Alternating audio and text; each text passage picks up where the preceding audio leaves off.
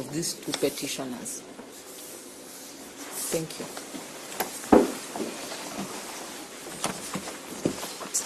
May it please the court? Yes. I want to add on to that and say that the scope of the writ of habeas corpus is twofold. Yes. To produce the body and to inquire as to the legality of the detention. If you look at Article 25 of the Constitution, it merely lists habeas corpus as a non-derogable right. It is not described, but when you go to the Judicature Act, it guides us that statutes of general application of England are applicable. And as a matter of fact, this writ originated in the United Kingdom and has spread across the world. It is now under the 2010 Constitution that we are having numerous cases of habeas corpus. We had a few during the Nyayo era.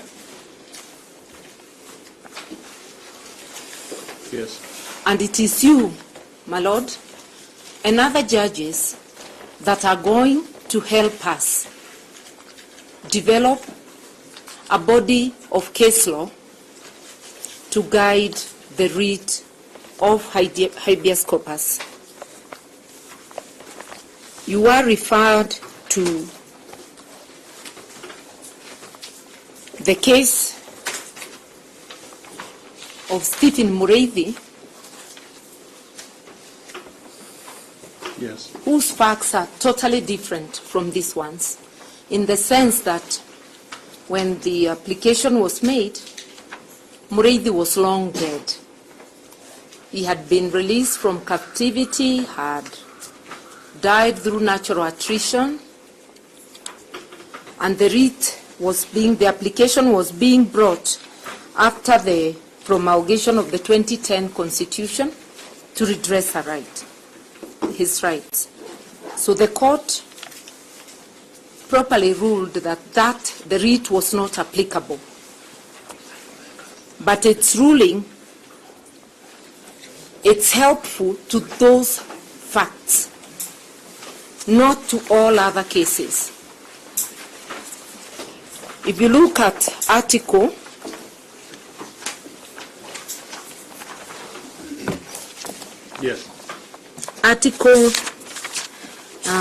the page has disappeared, but I'm going to get it. Okay. Article 165, which establishes the High Court. Yes. In particular, subparagraph 3, subject to clause 5, the High Court shall have unlimited original jurisdiction in criminal and civil matters.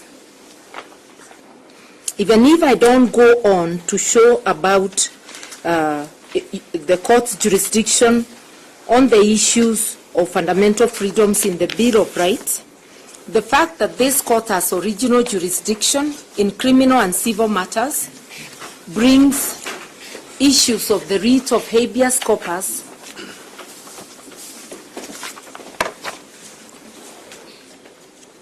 under the ambit of the court. And Article 51 also provides that any person who is detained or held in custody is entitled to petition for an order of habeas corpus. And then this is governed by the Criminal Procedure Code on how to deal with it. Yes. So my submission is that the court first has a duty to order the production of that person, and that does not exhaust the writ. and the person is produced alive or dead. Yes. In the 1987 case of Barack Karanja by Justice Schofield in Eldoret, Karanja was produced dead after exhumation of several graves in Eldoret.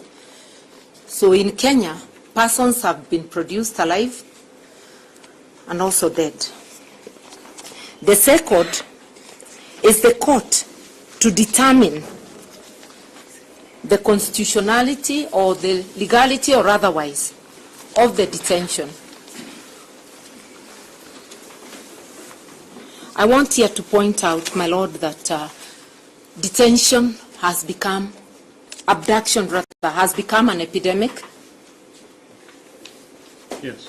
In this country since last year, and the court may wish to take judicial notice that there's been abduction of both foreigners and locals, and we are in court on the abduction of, initially it was 7 persons, and that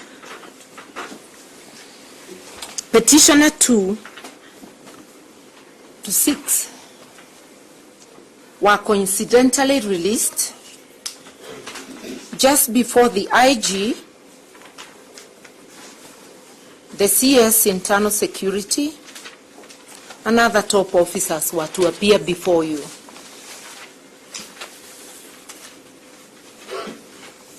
Yes.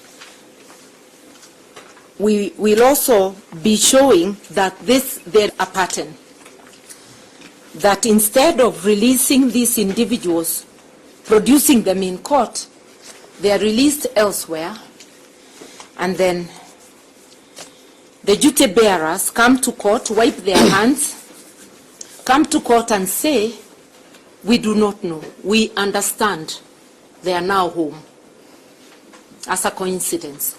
So it is upon, my Lord, to stamp the authority of the law,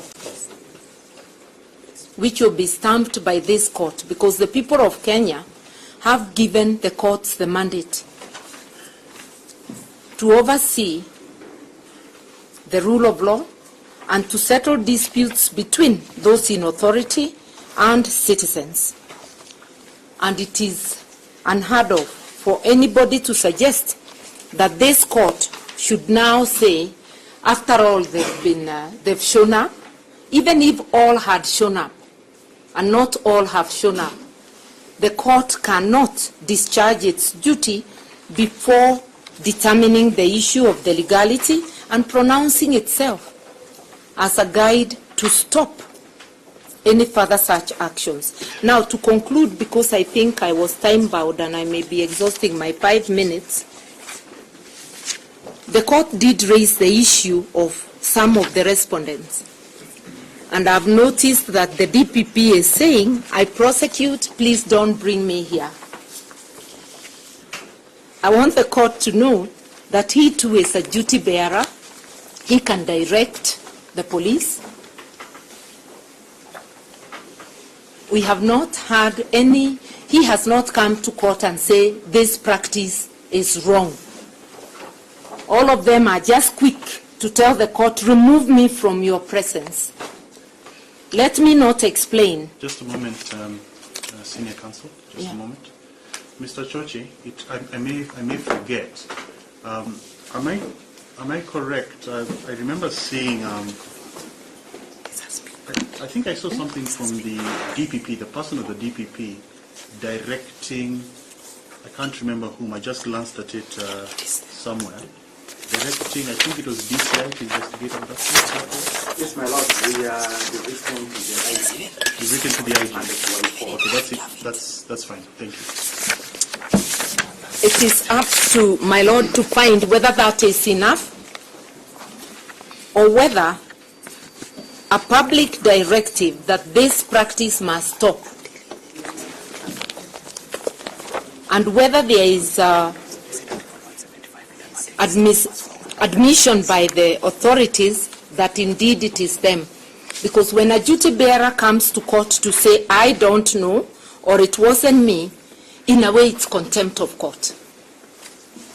it is actually obstructing the ability of the court to do its work. So I want to urge the court, habeas corpus is in the nature of an inquiry. Look at the facts of the case, look at the circumstantial evidence, look at the statements of the Kenya National Commission on Human Rights, a constitutional body.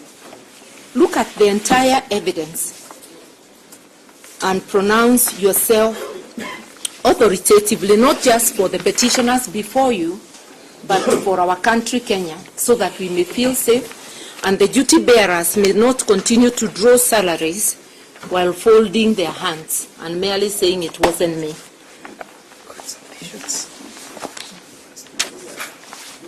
Thank you, Senior Counsel.